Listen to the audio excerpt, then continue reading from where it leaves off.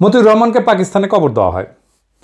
2006 সালে বেগম খালেদা জিয়ার অনুরোধে পাকিস্তান মতিউর রহমানের মৃতদেহ বাংলাদেশকে হস্তান্তর করে এবং তার মৃতদেহ এনে দেশে মিরপুরে শহীদ বুদ্ধিজীবী কবরস্থানে দাফন করা হয়। এই পর্যন্ত ইতিহাস বর্ণনায় পাকিস্তান আর বাংলাদেশের পক্ষে কোনো দ্বিমত নাই, দুই পক্ষই একমত এইরকমই একটা ঘটনা ঘটছিল। কিন্তু এর পরের কি হইল? এটা জঘন্য মিথ্যাচারের ইতিহাস। বাঙ্গু প্রগতিশীল চেতনাজীবীরা এতই জঘন্য প্রতারক যে তারা হেন কিছু নাই যেটা নিয়ে জঘন্য মিথ্যাচার করে নাই। তারা সব জায়গায় পাকিস্তানিদের জানোয়ারের মতো করে চিত্রায়ন করে ডাহা মিথ্যা কথা চড়াইছে। তাদের গুরু ইন্ডিয়ার শিক্ষাই হচ্ছে মিথ্যা কথা বলা। মতিউর রহমানের কবর নিয়ে একটা জঘন্য মিথ্যা বানোয়াট কথা বাঙ্গু মহলে প্রচলিত। সেটা হইতেছে পাকিস্তানিরা নাকি মতিউর রহমানকে কবর দিয়ে তার কবরের ফলকে লিখে রাখছিল, ইধার শো রাহা হায় এক গাদ্দার, মানে এইখানে এক বিশ্বাসঘাতক শুয়ে আছে। এটা একদম সবার মুখে মুখে প্রচলিত। আপনি সার্চ দিলে, ফেসবুকে সার্চ দেন, গুগলে সার্চ দেন, এটা আপনি পাবেন। বিএনপির অফিসিয়াল ফেসবুক পেজে এই কথা ছড়ানো হয়েছে। দেখেন কি লিখছে। পাকিস্তানে একটি কবরের উপরে লেখা ছিল ইধার শো রাহা হায় এক গাদ্দার। বাংলা অর্থ, এখানে শুয়ে আছে এক বেঈমান। পাকিস্তানের সেই গাদ্দারটি কে তা কি আমরা জানি? তিনি বাংলাদেশের বীর শ্রেষ্ঠ মতিউর রহমান। দীর্ঘ 35টি বছর পাকিস্তানের মাটিতে চরম ঘৃণা ভরে শায়িত ছিলেন আমাদের মুক্তিযুদ্ধের এই নায়ক। 2006 সালে তৎকালীন প্রধানমন্ত্রী বেগম খালেদা জিয়ার ঐকান্তিক প্রচেষ্টায় বীরশ্রেষ্ঠ মতিউর রহমানের দেহাবশেষ বাংলাদেশে ফিরিয়ে আনা হয় এবং পরিপূর্ণ মর্যাদায় দেশের মাটিতে দাফন করা হয়। বাংলাদেশে তার মৃতদেহ আসা পর্যন্ত খালেদা জিয়া এয়ারপোর্টে অপেক্ষা করছিলেন। হে মৃত্যুঞ্জয়ী, তোমার আত্মবলিদানের বিনিময়ে আমরা পেয়েছি একটি স্বাধীন মানচিত্র। তোমাকে আমরা ভুলি নাই, ভুলব না। তুমি আছো লক্ষ কোটি বাঙালের হৃদয়ের গভীরে শ্রদ্ধাঞ্জলি। হ্যাঁ, পুরা আওয়ামী বয়ান। আওয়ামী লীগ তো জাউরার জাউরা, তারা বলতে পারে, কিন্তু বিএনপি কেন? যেই বিএনপি দাবি করে তারা মতিউর রহমানের মরদেহ বাংলাদেশে নিয়ে আসছে পাকিস্তান থেকে, তারা মতিউর রহমানের কবর দেখে নাই। ওখানে লেখা ছিল যেখানে গাদ্দার শুয়ে আছে, তারা অপমান করে কবর দিছিল পাকিস্তানিরা। মতিউর রহমানের কবরে আসলে কি লেখা ছিল? আজকে এপিসোডে ভুয়া মিথ চিরতরে জয় বাংলা করে দেব। বিএনপি কি পাকিস্তানে গিয়ে দেখে এসেছে মতিউর রহমানের কবরে কি লেখা ছিল?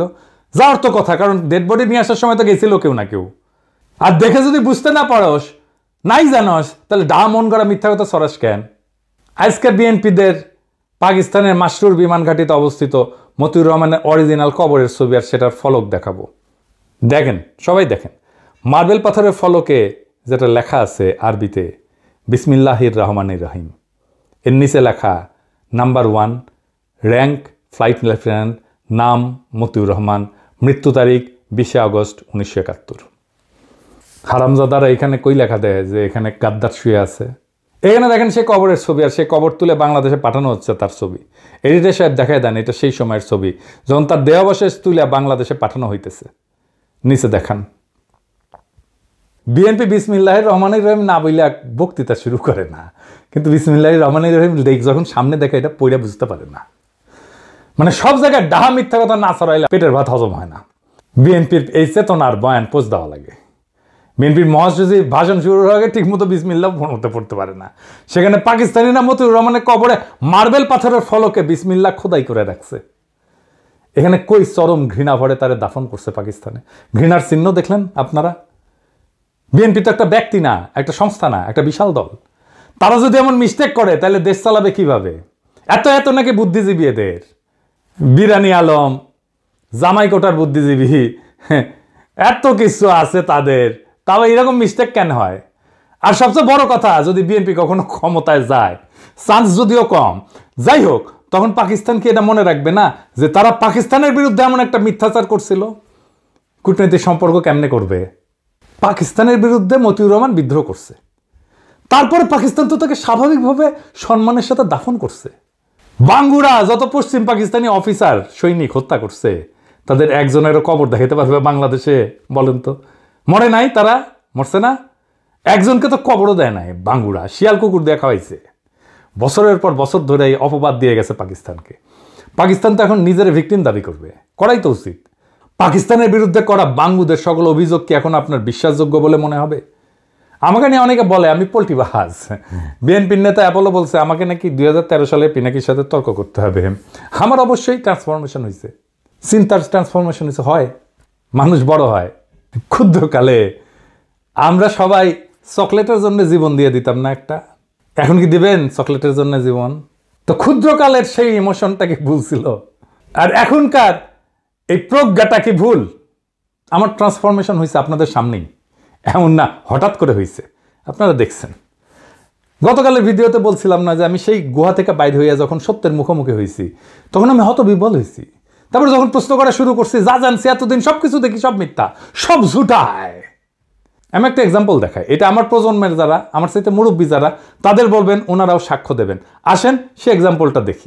আমরা যখন ছোট ছিলাম তখন এই ছবিটা ছাপা হইতো পত্রিকায়, বলা হইতো পাকিস্তানি ছেলেরা লুঙ্গি খুলে দেখতেছে তার খতনা করা আছে কিনা, হিন্দু না মুসলমান। ছবিটা পাকিস্তানি আর্মির না, ইন্ডিয়ান আর্মির। ছবিটা তুলছেন কিশোর পারেক, একজন ইন্ডিয়ান ফটোগ্রাফার। যখন ইন্ডিয়ান আর্মি বাংলাদেশে ঢুকছে সেই সময়কার ছবি। তার একটা প্রকাশিত বই আছে ব্রুটাল বার্থ নামে, এই ছবিটা সেখানেই প্রকাশিত হয়েছিল। ক্যাপশনে উল্লেখ ছিল, ছবির সেনার পরিচয় উল্লেখ ছিল। ছবিটা পিডিএফ অনলাইনে আছে, গুগল করলে পাবেন, আর নিজেই চেক করে নিতে পারবেন।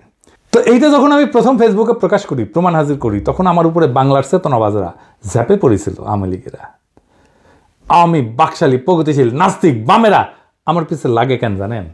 প্রথম কারণ হচ্ছে বামেরা হারে হারে জানে, চিনে আমারে, আমার ক্যাপাসিটি কি, একসাথে রাজনীতি করে আসতেছি তো ওরা জানে আমি কি জিনিস। তারা জানে আমি কি করতে পারি, আমি কিভাবে তাদের বানানো দুর্গ ধ্বংস করে দিতে পারি সেটা তারা জানে। তারা জানে যে এইখানে কি আছে।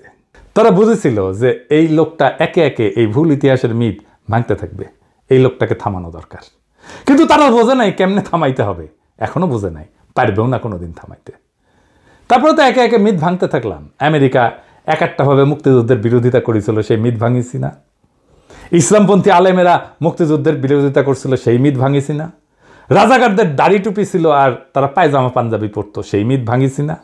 ধর্মনিরপেক্ষতা প্রতিষ্ঠা করার জন্য মুক্তিযুদ্ধ হয়েছিল, সেই মিথ ভাঙিছি না?